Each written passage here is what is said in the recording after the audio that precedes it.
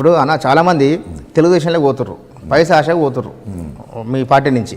మరి మీరు వాళ్ళకి మాటలు చెప్పి ఇదే మాటలు వాళ్ళకి చెప్పి మరి పోకుండా ఆపలేరా మీరు? ఆపొచ్చు మనం కూడా. మనం కూడా 10 కోట్లు ఇంపాసిబుల్. నేను ఏదంటే పోయేవాళ్ళు పోతారండి, మనం చేయగలిగింది ఏమీ లేదు. ఇంకోటి సార్, నోటు ఓటు కరెక్టేనా సార్? రేవంత్ రెడ్డి వీడియోలో పట్టుకుపోయిండు. నువ్వు చెప్పు, నోటు కరెక్ట్ కాదు, నమ్ముతున్నావు లేదా? టీవీలో చూసినప్పుడు మేమైతే నమ్ముతున్నాం సార్. టీవీలో చూసి చంద్రబాబు నాయుడు గొంతు కావాలంటే మిమిక్రీ చేసిన చంద్రబాబు అంటలేదే. చంద్రబాబు పక్క చంద్రబాబు. ఇప్పుడు నేను నా మాటలో అది కలిపారని నేను చెప్పాను. చంద్రబాబు నాయుడు చెప్పాడు ఆ మాట? చెప్పలేదు, ఇంతవరకు చెప్పలా. మరి కేసీఆర్ ఏమో ఆయనతో కాంప్రమైజ్ అయిపోయినట్టున్నాడు, లేకపోతే ఈ పాటికి చంద్రబాబు లోపలికి వెళ్ళిపోయాడు.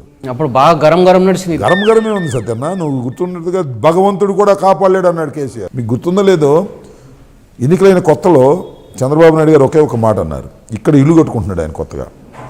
ఏమన్నాడంటే, మళ్ళా తెలుగుదేశం తెలంగాణలో వచ్చేంతవరకు హైదరాబాద్లోనే నా నివాసం అన్నాడు. ఎమ్మటే ఓటుకు నోటు కేసు వచ్చింది, మళ్ళీ హైదరాబాద్ షిఫ్ట్ అయిపోయాడు.